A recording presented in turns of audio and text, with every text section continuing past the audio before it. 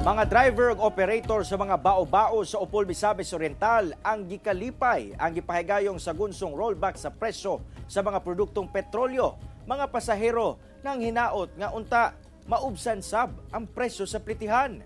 Ang detalye sa report ni James Paulo Yap. Pipila na ka mga kumpanya sa lana ang nagpahigayon og price rollback sugod karong adlaw. Piso matag litro sa gasolina, piso og 30 centavos matag litro sa diesel ug piso og 65 centavos sab matag litro sa kerosene. Mugawas nga anaa na lang sa kapin 54 pesos ang matag litro sa gasolina sa pipila ka mga gas station sa Upol Misamis Oriental. Butang nga gikalipay sa mga bao-bao driver ug operator sa lungsod. Ang driver nga si Adriano Ibal mukonsumo kuno og kapin 6 ka litro sa gasolina matag adlaw. Busad akong tabang kuno ang rollback sa presyo sa petrolyo. Makakuan sa mong kan yapon pag inabuhi nga magamay ang kuan ang gasolina. Pero Makatabang yapon. hinoon gikalipay sab sa pipila ka mga pasahero sa Upol ang pag-ubos sa presyo sa mga produktong petrolyo.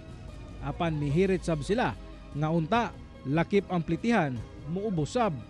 Kung pahinaot nga unta na mo us-us man ang gasolina, ilan po rin tapong us-us ang lutihan para po rin nga makatipid. Sumala sa mga driver ug operator nga kung magpadayon pa ang pag-ubos sa presyo sa petrolyo, mamahimo man kuno nilang sabutan nga ipaubosab ang plitihan.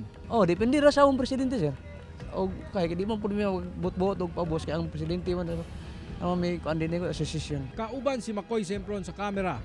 Ako si James Paulo Yap para sa One Mindanao.